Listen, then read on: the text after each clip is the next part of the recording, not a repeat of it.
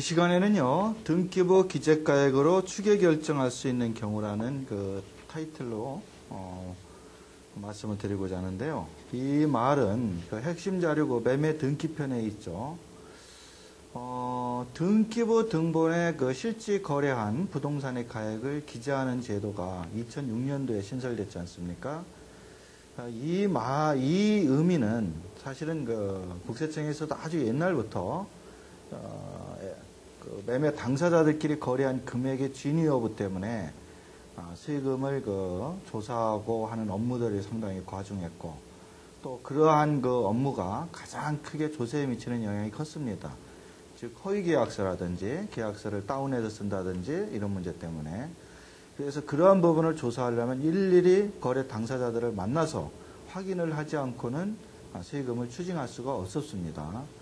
그러나 그 이후에 국세청에 이제 TIS라고는 전산이 도입되고, 그러면서도 또 거래 상대방끼리 담합을 하면서 금액을 속이는 경우가 있다 보니까 아예 노무현 정부 때 이 거래하는 금액을 등기부 등본에다가 아예 기재를 시켜버리면, 즉 소유권 이전 등기할 때 등기소에다 등기 서류를 제출하지 않습니까? 그래서 등기부 등본에 이 가격을 아예 기재를 하자, 그렇게 해서 열람을 시키자, 이와 같은 아이디어가 나와서 이 제도가 이제 시행이 되게 됐는데요. 이게 뭐 개인의 그 사생활 문제라든지 사적 재산권에 대한 어떤 침해라든지 이런 그 반대 논리도 있었습니다만은 사실상 법이 시행이 됐습니다. 그래서 이것이 여러분들이 그 실제로 세무서에 세금을 신고한다든지 아니면 무신고했을 때 어떠한 영향을 미치는지를 사실상 그 법에 있는 내용을 가지고 요약해서 정리를 해드리고자 합니다. 우선은요, 그 실거래가 등기부 기재제도라는 것은 그 부동산 등기법 제41조에 나와 있습니다. 41조 1항 제9호와 또 제57조 4항에 근거해서 2006년 6월 1일 날 이것이 시행이 됐습니다. 그래서 지금 2008년으로 보면은 벌써 한 2년 전 시행이 된 건데요. 이 2006년 6월 1일 시행할 때 어떠한 부분을 등기부 등본에 거래하느냐 가지고 논쟁이 많이 있었습니다만은, 매매를 원인으로 한 소유권 이전 등기만 등기부 등본에 기재하도록 되어 있고, 기타 증여라든지 교환이라든지 경매라든지 공매로 소유권 이전 등기가 되는 경우는 금액을 적지 않도록 되어 있습니다.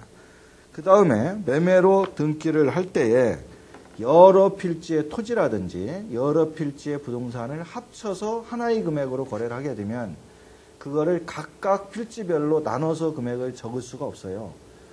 국세청 물론 계산식에는 안분계산이라고 해서 각 필지별로 각 부동산별로 총액을 쪼개서 계산하는 방식이 있습니다만, 등기법에는 그런 내용이 없다 보니까 그 여러 필지의 매매 목록을 만들어서 거기다 총액으로 적고, 등기부 등본 기재할 때는 매매 목록 제 몇 호에 기재했음 이렇게 표시를 해놓습니다.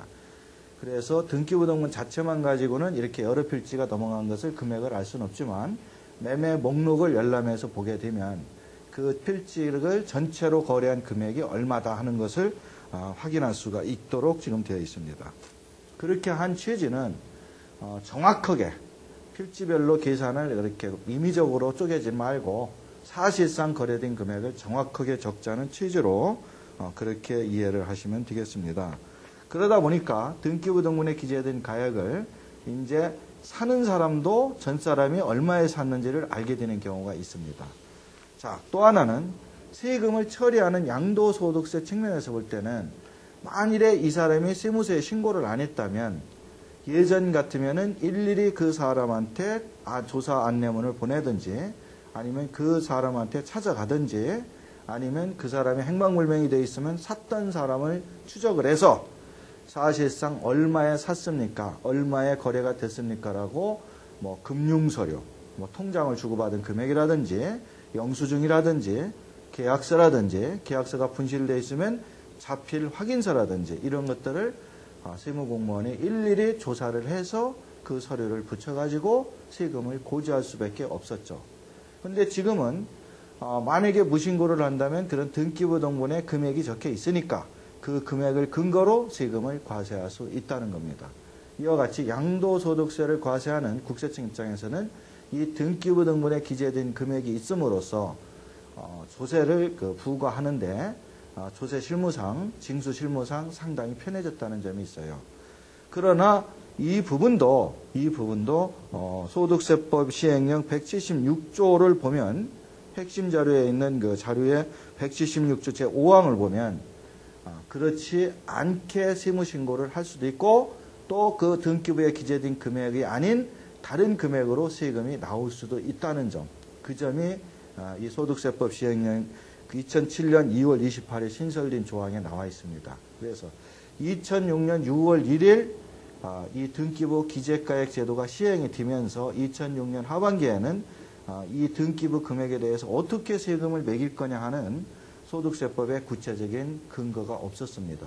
그 근거를 2007년 2월 달에 소득세법에 신설을 하면서 등기부 금액으로 세금을 과세할 수 있는 경우와 등기부에 기재된 금액 외에 다른 금액으로 세금을 더 추징할 수 있는 경우, 이런 경우들을 법령에 명확히 했다는 겁니다. 그래서 그 법령에 명확히 한 내용을 가지고 같이 한번 보도록 하겠습니다. 여러분들도 핵심 자료를 펴놓으시고 같이 보시면 되겠습니다.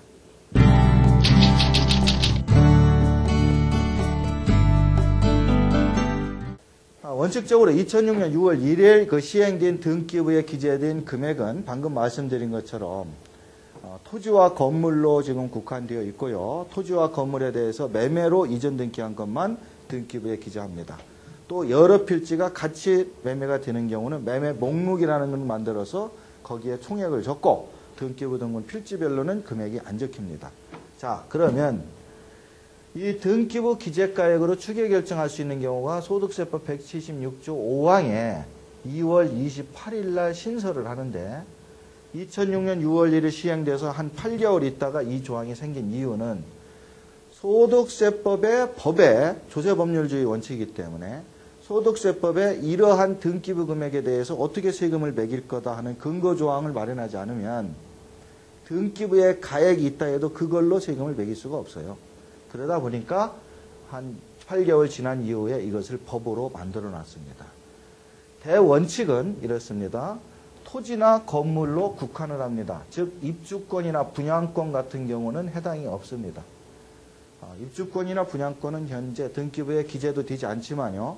만약에 기재가 된다 하더라도 현재의 법으로 보면 순수한 땅이나 건물, 물론 아파트, 단독주택, 다세대, 연립, 빌라 다 들어갑니다만은 이러한 토지나 건물에 대해서만 지금 아래의 규정들을 적용한다는 의미고요. 즉 분양권 같은 경우는 실제로 그런 금액이 확인된다 해도 인정하지 않겠다는 뜻으로 이해하시면 되겠습니다. 추정실가라고 얘기를 해서 토지 또는 건물 등기부에 기재된 이 기재가액으로 추정을 하겠다. 확정실가가 아니에요. 여기서 추정실가라는 의미는 이 부동산을 매매한 양도자가 세무서에 신고를 하지 아니한 때에 이걸로 하겠다는 겁니다.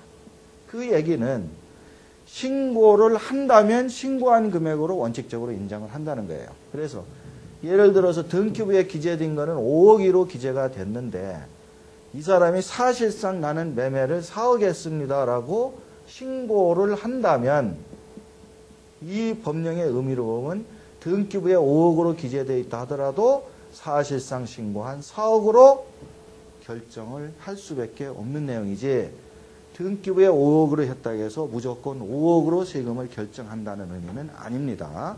그 얘기가 추정이라는 말입니다. 추정. 그러니까 확정된 금액으로 납세자가 어떠한 특별한 사유 때문에 중개업자가 뭐 잘못을 했다든지 오류로 등록을 했다든지 아니면 매매 당사자들끼리 어떤 분쟁이 생겨서 등기부에는 5억으로 기재가 됐지만 내가 사실상 돈을 주고받은 것은 입증서류나 금융증빙을 다 제출해서 4억이라 이렇게 신고를 한다면 5억으로 인정을 안 하고 4억으로도 인정받을 수 있다는 거예요.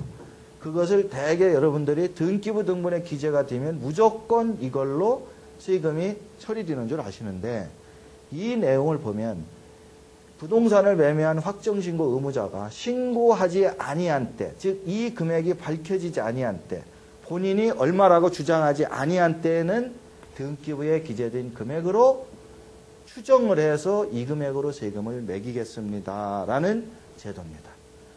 그 다음에 등기부 기재가액을 실지거래가액으로 추정하여 계산한다. 이랬어요. 그리고 양도세액이 50만 원 미만인 경우 이랬는데 요 얘기는 뭐냐면 추계결정 조건이거든요. 추계결정 조건인데 양도세액이 50만 원 미만인 경우 이 얘기는 추정하여서 그냥 무조건 하겠다는 얘기예요. 양도세액이 50만 원이 안 되는 경우는 무조건 이 기재가액으로 세무서가 납세의무자가 신고를 안 하면 그냥 등기부에 기재된 금액으로 결정해서 세금을 50만 원 이하니 미만이니까 10만 원짜리, 20만 원짜리, 30만 원짜리는 소액의 세금은 납세 의무자한테 물어보지 않고 바로 등기부 기재가액으로 그냥 과세하겠다는 뜻입니다. 그러나 50만 원 이상인 경우는 전제 조건이 따라갑니다. 등기부 금액으로 계산했더니 양도세가 50만 원 이상이 되더라. 그러면 바로 50만 원 이상 된 고지서를 보낼 수는 없다. 이 얘기예요. 그러나 50만 원 미만인 경우는 바로 고지서를 보내도 상관없다. 그러나 50만 원 이상의 세금일 때에는 이러한 조건을 다 충족한 다음에 과세를 해라. 이런 뜻입니다. 그래서 세금이 50만 원 이상인 경우에는 비록 등기부에 기재가액이 있다 해도 무조건적으로 그 금액으로 세금 결정하는 것은 아니라는 거예요. 그래서 1번, 동그라미 1번이 나는 납세제에 관한 세무서장 또는 지방국세청장이 제173조 2항 각호의 서류를 첨부하여 173조 2항 각호의 서류는 양도소득세 신고하는 첨부 서류입니다. 매매계약서라든지 필요경비 영수증이라든지 등기부 등본이라든지 이러한 매매와 관련된 취득과 양도에 관련된 그런 서류들을 얘기하죠. 그런 서류를 첨부하여 즉 양도세 신고를 하라는 얘기입니다. 국세기본법 45조 3에 따른 기한 후 신고 즉 양도소득세 확정신고는 양도한 날에 그 다음에 5월 말일인데 그 다음 5월 말일까지 신고를 못했어요. 그렇다면 기한 후 신고라고 해서 그 소득세법에 정해놓은 그 확정신고 기한 후에도 자기가 그런 서류를 첨부해서 세무서에다가 신고를 할 수가 있습니다. 내가 확정신고까지는 못했지만 확정신고 기한이 경과한 후 이 기한 후 신고라고 해서 본인이 신고를 더 할 수가 있어요. 그래서 세무서가 등기부 기재가액으로 세금을 매기려고 보니까 이 사람이 신고를 했더라. 등기부 기재가액은 5억인데 이 사람이 4억으로 신고를 했더라. 그러면 일단 4억으로 신고한 것을 인정해 줘야 된다는 뜻입니다. 물론 조사는 해봐야겠죠. 맞는지 틀리는지. 그래서 이와 같이 기한 후 신고를 한다면 그 신고한 것으로 인정해 줘야 되고 만일에 이러한 기한 후 신고를 하라고 안내문을 보냈는데도 이 사람이 이 기한 후 신고를 하지 않는다면 이런 뜻이에요. 그러면 기한 후 신고를 하세요 하고 세무서에서 안내문을 보냈어요. 안 하면 등기부 금액으로 세금을 과세하겠습니다 라고 보냈는데 안 해요. 그러면 바로 등기부 가액으로 고지할 수 있는 내용은 아니고 또 두 번째 조건이 있어요.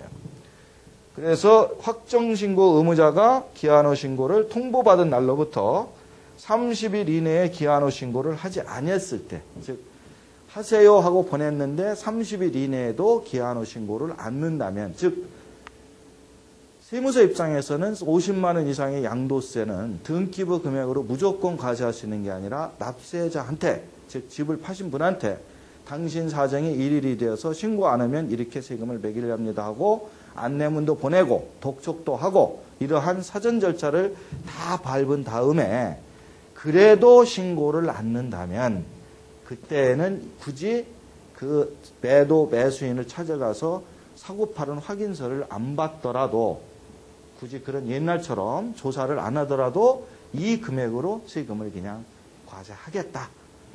세금으로. 그래서 충분히 소명할 수 있는 기회를 줬는데도 안 한다면은 이 금액으로 세금을 매기겠습니다. 라는 것이 2007년 2월 28일 날 이 시행령을 만들면서 이게 규정이 된 겁니다. 즉, 그 전까지는 등기부에 기재가 돼 있대도 이걸로 양도세를 과세할 수가 없었다는 얘기예요. 그러나 지금은 2007년 2월 이후에는 이와 같이 신고를 않는 경우에 이렇게 한다. 그 얘기를 거꾸로 얘기하면 신고를 하는 경우는 등기부 금액으로 과세할 수 없습니다. 물론 일반적으로는 등기부에 기재된 금액하고 세무서에다 양도세 신고하는 매매가액하고 틀릴 부분은 거의 없고 거의 99%가 다 동일하게 신고를 합니다만은 특별한 경우에 그 가액이 틀릴 수가 있습니다. 그러한 틀리는 경우에는 사실상 금액으로 신고를 하면 된다. 그런데 예의 조건이 있어요. 자, 서로가 거래 당사자끼리 서로 담합을 해서 우리가 등기부 금액도 얼마로 쓰자. 거래계약서도 얼마로 한 걸로 하자. 이렇게 해서 등기부도 다 맞춰놓고 그 금액으로 신고도 했습니다. 또 신고를 안 했다고 해서 세무서가 등기부 금액으로 과세를 하려고 해요. 그런데 납세지 관할 세무서장 또는 지방국세청장이 즉 과세관청이 등기부 기재가액이 실지 거래가액과 차이가 있음을 확인한 경우 즉 등기부에 기재를 했던 둘이 계약서를 담합해서 얼마로 썼던 그 금액이 허위다, 다운이 됐다, 업이 됐다. 이것이 만약에 과세관청인 세무서에서 이게 확인이 되어버린다면 등기부에 적혀있는 금액은 다 무시해버리겠다. 즉 서로가 금액을 다운해서 등기부 가액을 5억으로 결정을 했다. 등기부에. 그런데 사실상 이 사람들이 매매한 것은 사실 금액은 6억이더라. 이것이 확인이 됐다. 이러면 등기부 등본에 비록 5억으로 적어놨다 하더라도 이거는 인정 안 하고 6억으로 해서 세금을 과세관청이 매길 수 있다는 겁니다. 이러한 규정을 적용하지 않으면요 사실상 세무조사라는 게 아무 의미가 없어요. 세무조사를 해서 사실 금액이 밝혀지더라도 등기부에 있는 금액으로만 세금을 매길 수밖에 없는 거기 때문에 과세관청에서 세무조사에서 세금을 추징할 수가 없습니다. 그래서 이 지금 얘기한 등기부 금액의 추계결정 예의조건이라 해서 무신고자뿐만 아니라 신고를 했다 하고 등기부 등본에 기재를 했다 해도 그 금액이 거짓이라는 게 밝혀지면은 그 밝혀진 금액으로 세금을 매길 수 있다는 것이에요. 그래서 등기부에 적혀 있는 금액이 절대적인 금액이 아니라는 겁니다. 그래서 국세청에서 세금을 매길 때에는 실질과세 원칙이 대원칙입니다. 그래서 등기부 등본에 적혀 있던 계약서에 얼마로 적혀 있던 만일에 이것이 허위라는 사실이 밝혀지고 세무서에서 조사해서 확인이 된다면 그 확인된 금액으로 세금이 결정되는 거지 그것이 등기부에 기재했으니까 조사 안 하겠지 이렇게 생각하시면 안 되고요. 거꾸로 반대 입장에서 볼 때는 어떤 거래 당사자나 중개업자의 어떤 착오로 인하여서 자기가 억울하게 등기부 등본에 있는 금액으로 세금을 내야 된다. 이럴 필요는 없다는 겁니다. 그런 착오로 인하여 등기부에 잘못된 금액이 기재되면 사실상 자기가 팔은 금액의 근거를 가지고 세금을 줄여서 신고해도 합법적이라는 뜻이 되겠습니다. 그래서 이 핵심 자료에 있는 내용은요.